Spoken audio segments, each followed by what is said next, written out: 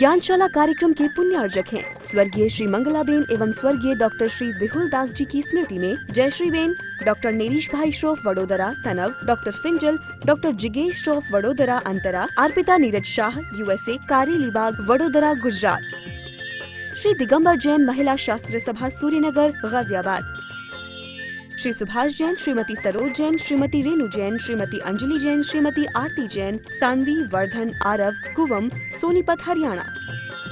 मातुश्री निरंजनाबाई सरोदय की स्मृति में सौभाग्यवती सुनंदा सरोदय, धर्मपत्नी प्रोफेसर उमेश चंद्र सरोदय, माधुरी जैन, ताराचंद सरोदय, सौरभ, ऋतिका, पुष्पक, शैलेश, निशिगंधा, स्वस्तिक, स्प्रहा, नागपुर महाराष्ट्र।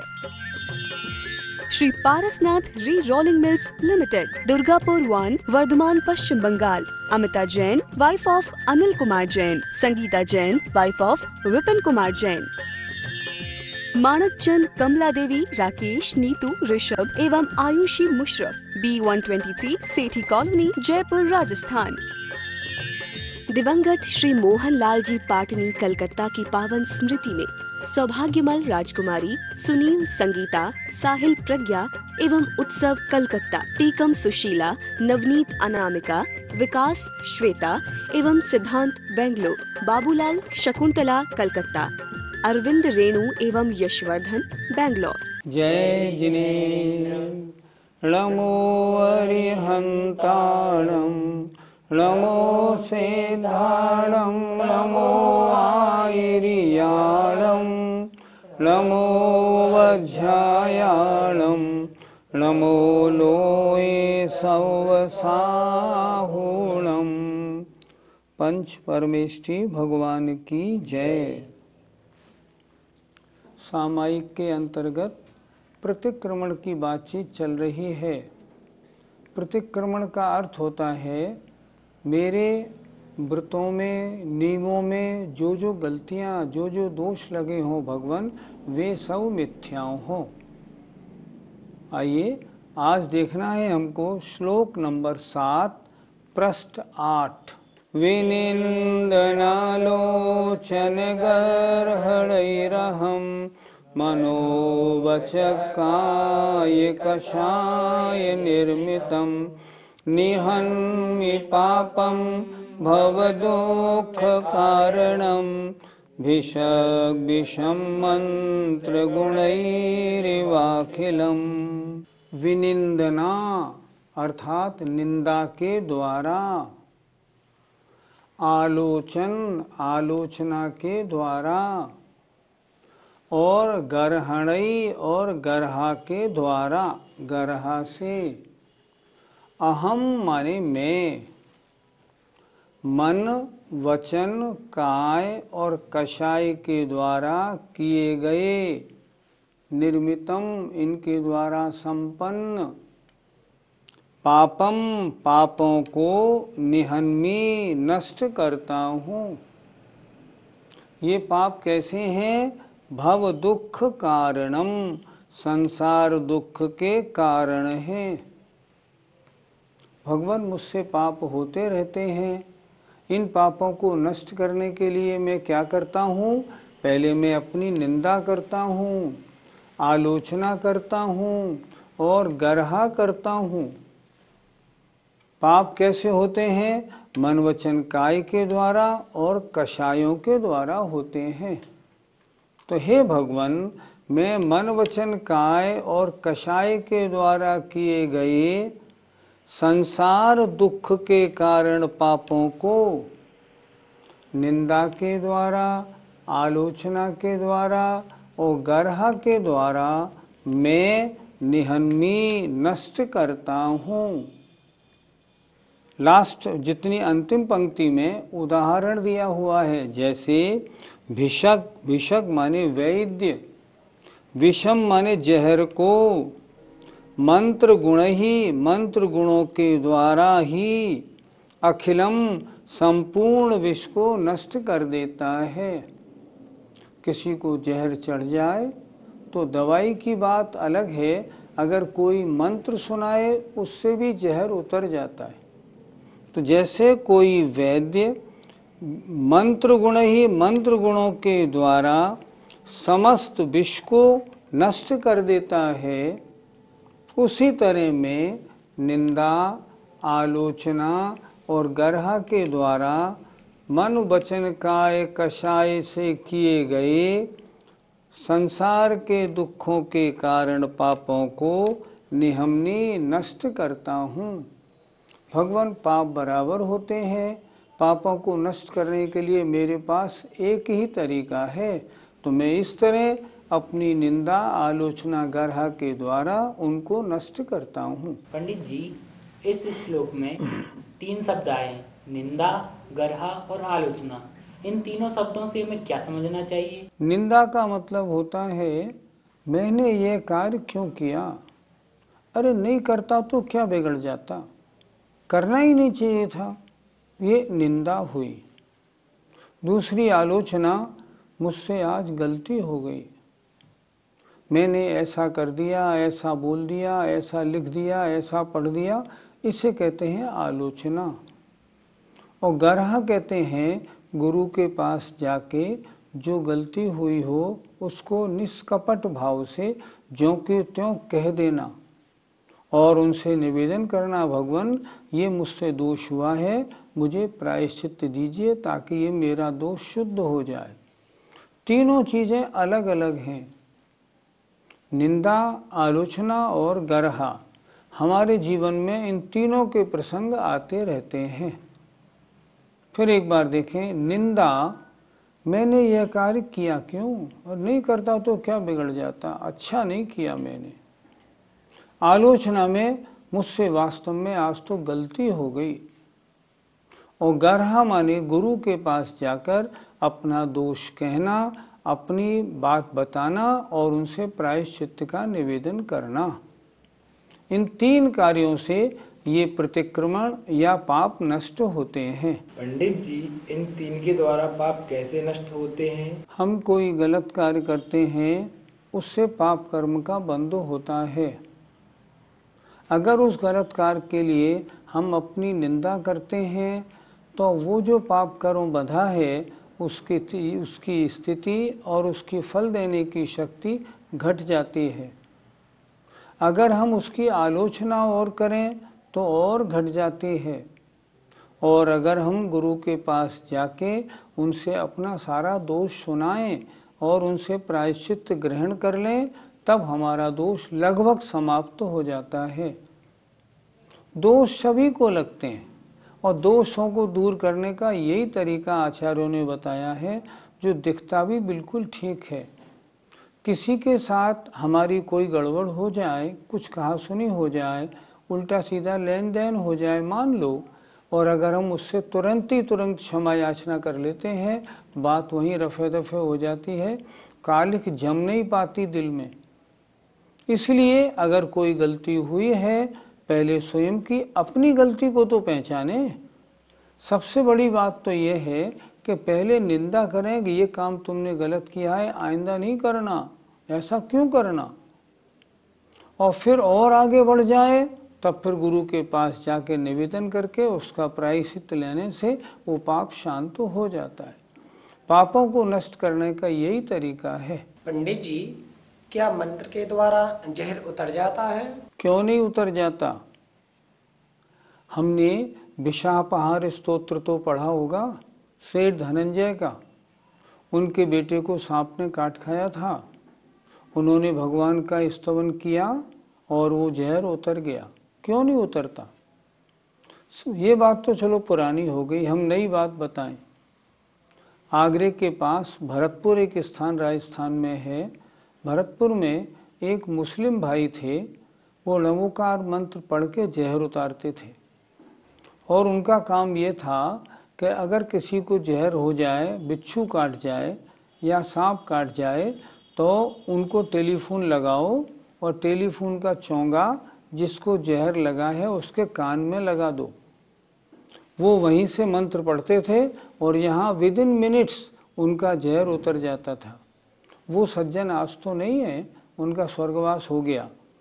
मुझे ये बात कैसे मालूम पड़ी, उनका जब स्वर्गवास हुआ तब उनका पूरा समाचार अमर उजाला अखबार में आगरे में आया था और उसमें सारी बात लिखी हुई थी कि ये जहर उतारने की प्रक्रिया कैसे करते थे।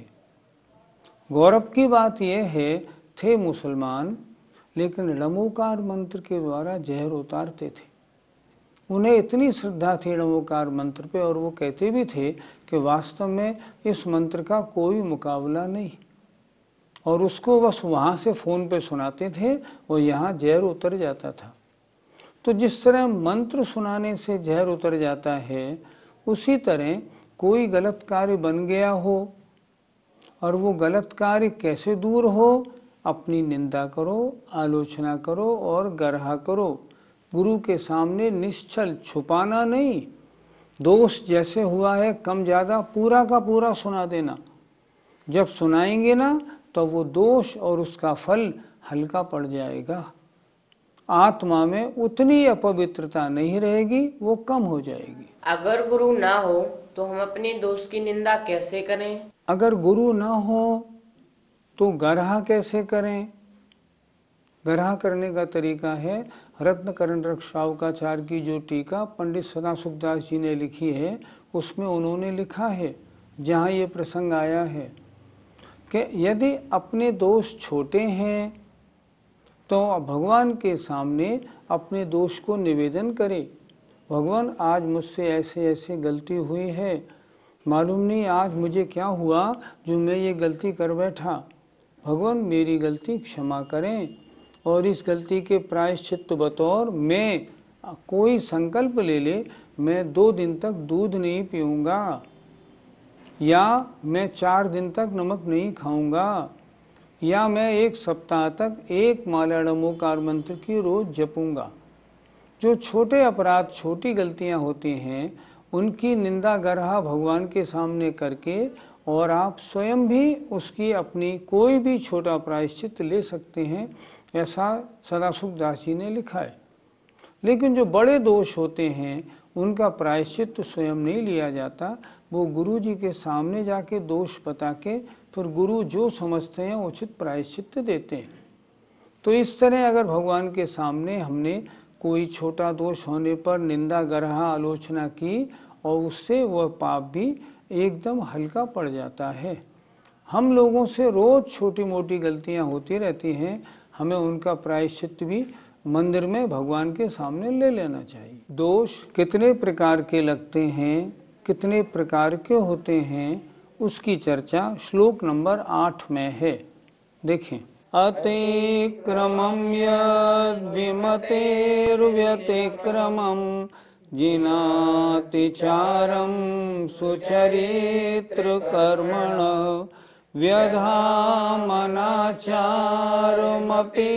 प्रमादत प्रतिक्रमं तस्य करोमि शुद्धये। यद, यद माने जो, विमते है मुझ दुर्बुद्धि के द्वारा, हे जिन, हे जिनेन्द्र देव। यद माने जो, विमते माने मुझ दुर्बुद्धि के द्वारा, हे जिनेन्द्र देव, अच्छे चारित्र के अनुष्ठान में, मतलब अच्छे चारित्र की क्रियाओं में अतिक्रम लगा हो, व्यतिक्रम हुआ हो, अतिचार हुआ हो या अनाचार किया हो। 4 शब्द दोष लगते हैं 4 प्रकार से, अतिक्रम, व्यतिक्रम, अतिचार और अनाचार। अर्थ कैसे लगाएंगे? हे जिनेन्द्र देव, हे भगवान, अच्छे चारित्र की क्रियाओं में, अच्छे चारित्र के पालन में, यद माने जो, विमते है मुझ दुर्बुद्धि के द्वारा, मैंने कोई गलती की थी, मेरी बुद्धि खराब हो गई थी भगवान उस समय, तो मुझ दुर्बुद्धि के द्वारा जो अच्छे चारित्र की क्रियाओं में अतिक्रम किया हो, व्यतिक्रम हुआ हो, अतिचार लगा हो और अनाचार किया हो, ये कैसे हो गए? प्रमादतः, प्रमाद के कारण। तो हे भगवान, तस्य, उनकी शुद्धि के लिए मैं प्रतिक्रमण करता हूँ। प्रतिक्रमण का मतलब होता है मेरे दोष मिथ्या हों। 4 प्रकार के दोष मैंने अपने अच्छे चारित्र की क्रियाओं में, मैंने अपने व्रतों में, मैंने अपने नियमों में लगाए हैं भगवान। तो मैं ये क्यों लग गए? ये प्रमाद के कारण लगे। तो मैं उनकी शुद्धि के लिए हे भगवान प्रतिक्रमण करता हूँ।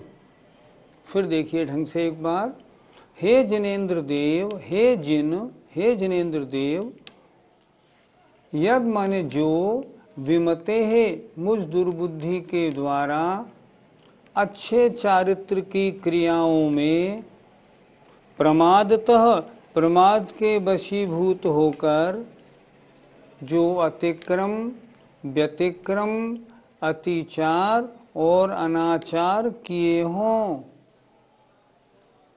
तस्य शुद्धये, उनकी शुद्धि के लिए मैं प्रतिक्रमण करता हूँ। अर्थात 4 प्रकार के दोष जो मेरे व्रतों में, मेरे नियमों में, मेरी क्रियाओं में, मेरे कार्यों में लगे हैं भगवान, मैं उनके लिए प्रतिक्रमण करता हूँ।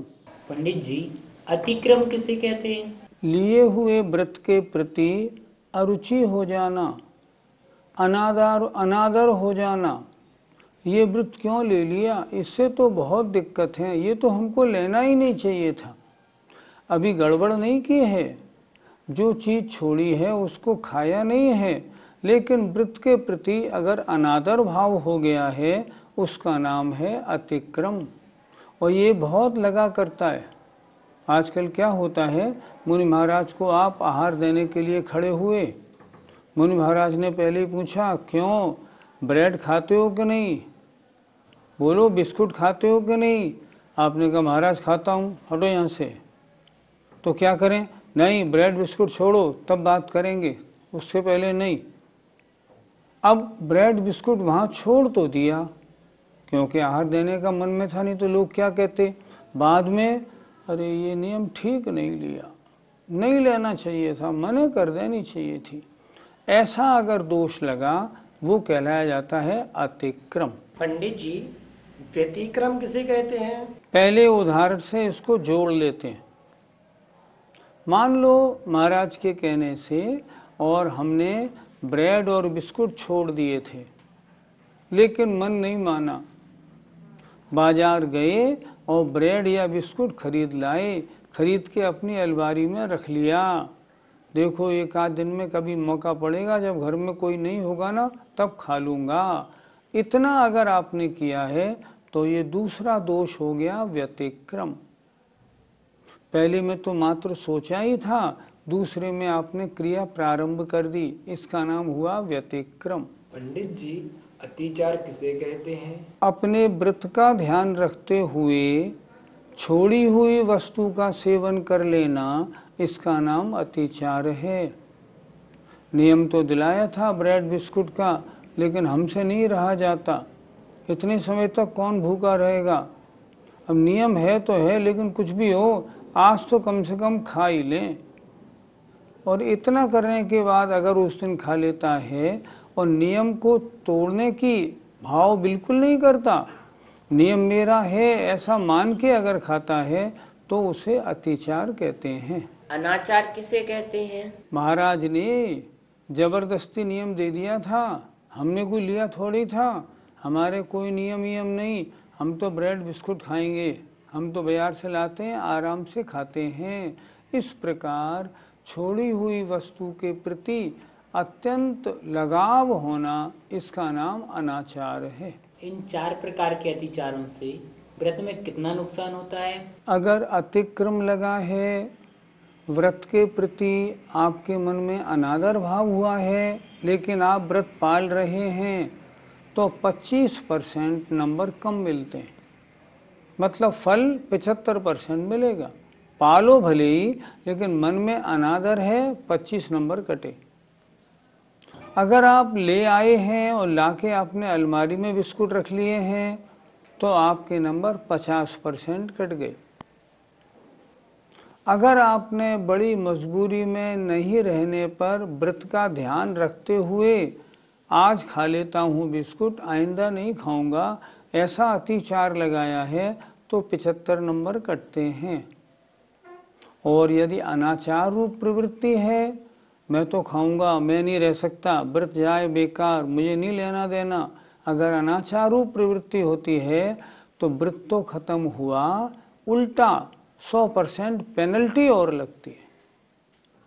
अनाचार करने में तो बहुत ही दोष लगता है। पंडित जी, इन 4 प्रकार के अतिचारों को उदाहरण से समझाइए। गांव में चकाचक खेतों में खेती लगी हुई है, बीच में एक 4 फुट की पगडंडी है रास्ता, उसमें एक बैल को किसान ले जा रहा है। नियम, बैल हो खेती खाना नहीं, ये नियम है, कायदा है। अब मान लो वो बैल सोचता है मैं खेती बहुत अच्छी है, अगर थोड़ी बहुत खा लूँगा तो किसान का क्या बिगड़ जाएगा। अगर इतना मन में आया तो अतिक्रम दोष लग गया।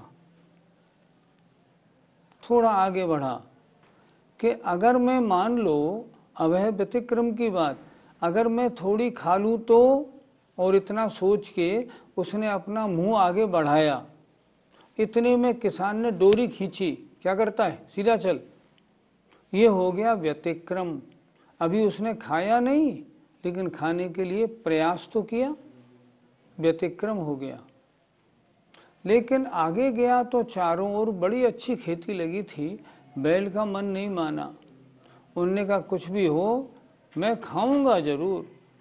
तो उसने क्या किया, अचानक जबरन खेती में अपना मुंह घुसा दिया और 2-3 बार मुंह करके बाहर आ गया। ये हुआ अतिचार। और जब उसका उनने देखा ये तो खेती बड़ी अच्छी है, मुझे मज़ा आ गया, ऐसी मुझे खाने को नहीं मिलती, तब उसने क्या किया, अपने हल सहित खेत के अंदर घुस गया, खूब खाने लगा, खूब खाने लगा, खूब खाने लगा। इसका नाम होता है अनाचार। इस प्रकार ये 4 प्रकार के दोष लगते हैं। पंडित जी, दोष तो सबको लगते रहते हैं, हमको हमारे व्रतों में दोष लगते ही रहते हैं, फिर हम क्या करें? अगर अतिक्रम और व्यतिक्रम दोष लगे हैं तो भगवान के सामने अपनी निंदा, अपनी आलोचना कर ले। भगवान, मैंने उनके कहने से छोड़ तो दिया लेकिन नियम मेरा अच्छा नहीं रहा, बार बार मेरे मन में विचार आता है, और उसके लिए स्वयं कोई प्रायश्चित ले ले। मैं एक नमोकार मंत्र की माला जपता हूँ ताकि ऐसे विचार मेरे मन में नहीं आया करें। लेकिन मन में अगर अतिचार और अनाचार का दोष लगा है तब तो फिर गुरु के पास जाके बिल्कुल साफ साफ अपनी बात कहे।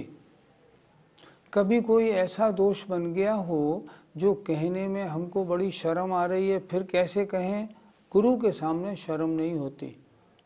गुरु बहुत होशियार होते हैं। आप जो अपनी गलती बताते हैं, प्रायश्चित लेने कभी हमने देखा जाते हैं लोग आचार्य के पास, तो आचार्य एकांत में सुनते हैं और वो आचार्य किसी को कभी नहीं बता सकते। गुरु ऐसा ही होता है, आप उन्हें स्पष्ट सारी बात बता दें कि मैंने ये महान गलतियां, ऐसे ऐसे गलतियां की हैं। आपकी गलती सुनेंगे, आपकी योग्यता देखेंगे, उसके अनुसार आपको प्रायश्चित दे देंगे, और वो प्रायश्चित लेने से आपके जो दुष्कर्म, जो पाप हुए हैं, पाप सब ढीले पड़ जाएंगे।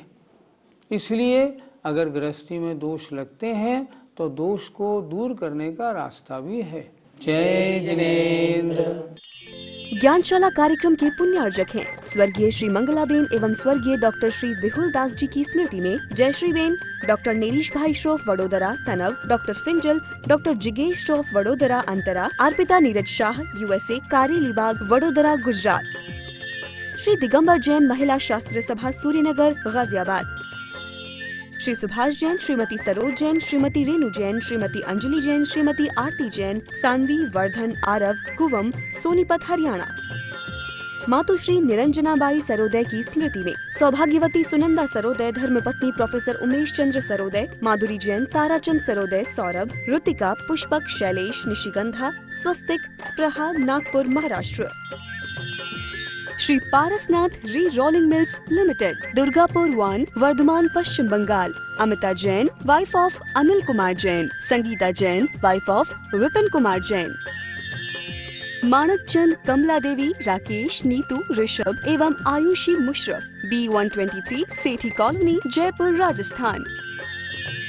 दिवंगत श्री मोहन लाल जी पाटनी, कलकत्ता की पावन स्मृति में सौभाग्यमल राजकुमारी, सुनील, संगीता, साहिल, प्रज्ञा एवं उत्सव, कलकत्ता। टीकम, सुशीला, नवनीत, अनामिका, विकास, श्वेता एवं सिद्धांत, बेंगलोर। बाबूलाल, शकुंतला, कलकत्ता। अरविंद, रेणु एवं यशवर्धन, बेंगलोर।